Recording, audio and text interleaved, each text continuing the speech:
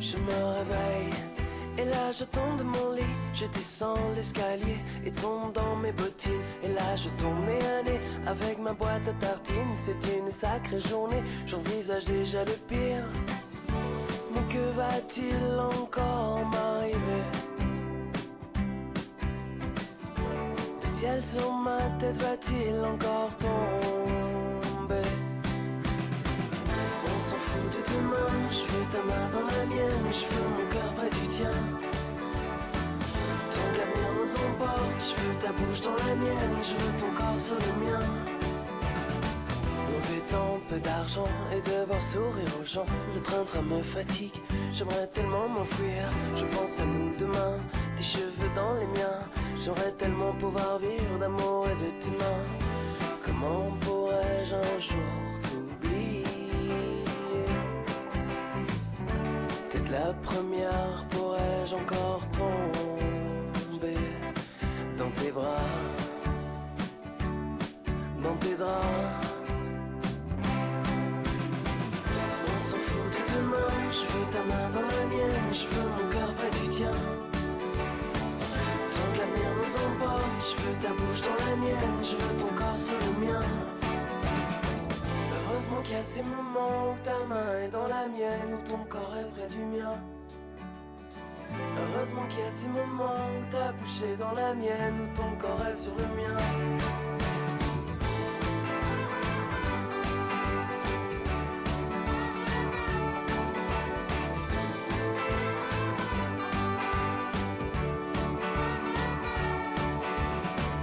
On s'en fout de demain, je veux ta main dans la mienne, je veux mon cœur près du tien.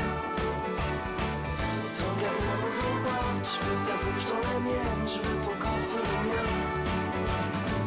On s'en fout de demain, je veux ta main dans la mienne, je veux mon cœur près du tien. Tant que l'avenir nous emporte, je veux ta bouche dans la mienne, je veux ton corps sur le mien. Ta main dans la mienne, ton corps près du mien. Ma bouche dans la tienne, ton corps sur le mien. Ta main dans la mienne, ton corps près du tien.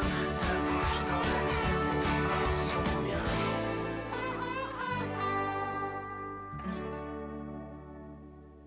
Nous retrouvons notre invitée, Sonia, autrement dit S.A. William, parce que j'ai l'impression qu'entre la personne qui fait les dessins, la personne ceci, la personne cela, vous avez un nom, vous avez un pseudo, on va essayer de s'y retrouver, hein, on va essayer de ne pas faire de confusion. Donc voilà, Les Chasseurs d'âmes, que vous avez auto-édité, qui marche fort bien, il faut le dire, qui marche fort bien, puisque vous avez fait une réédition, et que c'est reparti avec le second, marche également. 21 ans, vous vous rendez compte, 21 ans, moi je reste Et oui, devant bientôt vous. 22. Hein. Oh oui, mais même 22, 3-4 livres, c'est déjà pas mal. Et donc, alors, Les Chasseurs d'âmes, est-ce que vous pouvez nous présenter vos personnages? Bien sûr. Alors, allez-y, parce que je sais que vous en parlez, vous êtes vraiment dedans. Allez-y. Alors donc, dès le début, on retrouve Zach, le héros. Donc, Il a quel âge? Il va avoir 18 ans. D'accord. Donc, il vit une vie Normal. normale, mais enfin, Ah. pas tellement. Parce que il n'y a pas son père à la maison.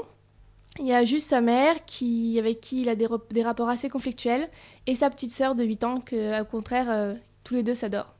Donc avec sa sœur, ça se passe bien, avec sa mère, beaucoup moins bien. Moins bien.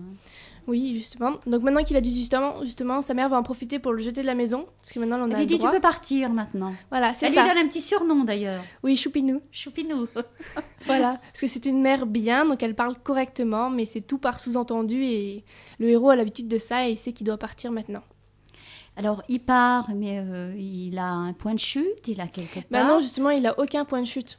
Et alors, comment il va faire? Parce que Eh si on a ben, un enfant à la porte, il faut bien qu'il ait un point de chute. Eh ben oui, mais là, c'est à ce moment-là, justement, qu'il rencontre Tilia, une des héroïnes. C'est qui, Tilia? Alors, Tilia, c'est une belle jeune fille qui va bientôt avoir 18 ans aussi. Et ils se rencontrent dans le bus. Ils se connaissent pas du tout, mais Tilia, avant de sortir du bus, va donner un anneau au héros. Un anneau, quand on a un anneau, quand on a une bague, on peut l'enlever. Oui, Parce qu'elle lui met sans difficulté c'est l'anneau. ça. Mais est-ce qu'il pourra l'enlever? Eh ben non, c'est ça le problème. Alors, est-ce que vous pouvez... Parce qu'il faut quand même qu'on en dise un peu plus. Alors, cet anneau, quelle est la particularité de cet anneau? Eh ben cet anneau, c'est la porte qui permet d'entrer dans le monde des rêves. Et vous pensez qu'il va y aller? Ah, je pense que oui. Il va y aller. Et alors, il est parti de chez lui, mais sa petite sœur, alors qu'est-ce qu'elle devient? Et bah sa petite Il sœur... la voit quand même Non, il ne la voit plus. Ah, Voilà. Et malheureusement, vers le début du tome, il arrive quelque chose à sa petite sœur, mais... et voilà, on ne peut pas tout dire. Alors, je vous laisse parce que ce genre de livre, si vous voulez, que j'ai lu, bien sûr, j'ai envie de dire des choses, mais on ne peut pas les dire. Alors, bon, on va essayer d'en dire d'autres quand même. Oui. Alors, donc, sa petite sœur, il va arriver quelque chose à la petite sœur. Mais lui, comment va-t-il poursuivre sa vie? Ben, il va continuer sa vie. Donc déjà, il y a l'anneau qui l'intrigue, parce qu'il ne peut Voilà, pas l'enlever. il ne peut pas l'enlever, ça c'est clair. Et la nuit, il fait des rêves bizarres. Et le lendemain, dans le même bus, cette fois-ci, c'est une jeune fille qui vient s'asseoir à côté de lui, donc Kiri, qui est sur la couverture de la première édition du tome 1, qui va lui dire, avant de partir, faut essayer de l'ouvrir, tu sais. Alors lui, il ne comprend pas du tout de quoi elle parle. L'ouvrir, on n'ouvre pas un anneau, à moins de le couper. Et oui, justement. Et dans le prochain rêve qu'il va faire en dormant, justement, il va dire cette phrase « Ouvre-toi », qui va permettre à l'anneau de se transformer en porte et ainsi le mener au monde des rêves. Et là, il va rentrer dans un monde complètement parallèle. Tout à fait. Il va rentrer dans un monde parallèle. Que va-t-il rencontrer? Des humains, des animaux, Alors, il va rencontrer des humains, mais chaque humain qui est dans le monde des rêves, justement, est accompagné d'un arbi. Donc l'animal mythologique. Reprécise, l'animal mythologique, voilà. Un arbi. Mais c'est un mot à vous ou c'est un vrai mot? C'est un mot à moi. Oui, parce que j'aimerais bien qu'on précise, parce que trouver un arbi comme ça, on n'en a pas forcément sur la route. Hein. Non, pas tout à fait. Donc le héros est accompagné d'un petit dragon à poils noirs, oui. Par exemple, qui s'appelle Tilt. Oui. Donc il va découvrir ici, justement, dans la première fois qu'il traverse la porte. Et lui, il n'en veut pas au début de cet animal, parce que c'est bizarre, enfin, il comprend pas vraiment ce que c'est. Et c'est aussi à ce moment-là qu'il fait la connaissance du patron des chasseurs d'âmes, Jim. D'accord. Alors moi, vous savez, je ne connais pas votre livre. Hein. Je suis l'auditeur qui ne connaît pas votre livre. Alors, est-ce que ces animaux, ces petits arbis, vont l'accompagner dans le jour? Non. Le jour, quelle vie il a, ce garçon? Le jour, il a une vie, il va retourner à la fac. Ah, quand même, oui. Voilà, mais en ce moment, il y a blocus à la fac, donc il ne peut pas y aller. Oui, bien sûr, il y a toujours quelque chose. Voilà. Mais son petit arbi, là, il vit avec lui ou là? C'est une partie de lui-même, mais qui n'en a pas conscience dans le monde dans la vivant. vie, dans le quotidien. C'est ça. Dans le quotidien. Et ses copains de la fac, même s'il y a un blocus, il va les retrouver. Les copains de la fac le voient tel qu'on se voit, nous, aujourd'hui, quand ils le voient. Oui, ils le voient. Enfin, ils ne voient pas le harbi. Mais de toute façon, les copains de la fac, il n'en a pas vraiment, parce que c'est vraiment un solitaire, le héros. Solitaire, et puis il se laisse un petit peu aller, je trouve. Hein. Voilà. Enfin, il a essayé plein de choses par rapport à sa mère pour être quelqu'un de bien, pour être apprécié, mais en voyant que ça ne marchait pas, il n'a pas essayé de faire d'efforts avec d'autres personnes. Oui, il ne prend pas grand soin de sa personne. Pas du tout. Pas du tout. C'est dommage. Mm. C'est dommage. Mais peut-être qu'un jour il va changer. Tout à fait. On ne sait pas. Peut-être. On ne sait pas. Ces rêves se passent, alors je dirais bien la question qui va de soi, mais c'est quand il dort. La nuit, uniquement la nuit, tout se passe. Si par exemple il faisait une sieste l'après-midi, il peut rentrer dans le monde de ses rêves.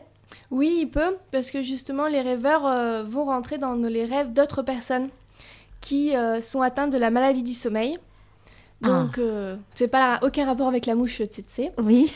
Donc c'est après un choc psychologique, certaines personnes vont s'endormir et ne vont pas réussir à se réveiller. Ils vont dormir pendant un laps de temps assez grand et justement inventer leurs propres rêves et leurs propres cauchemars par la suite.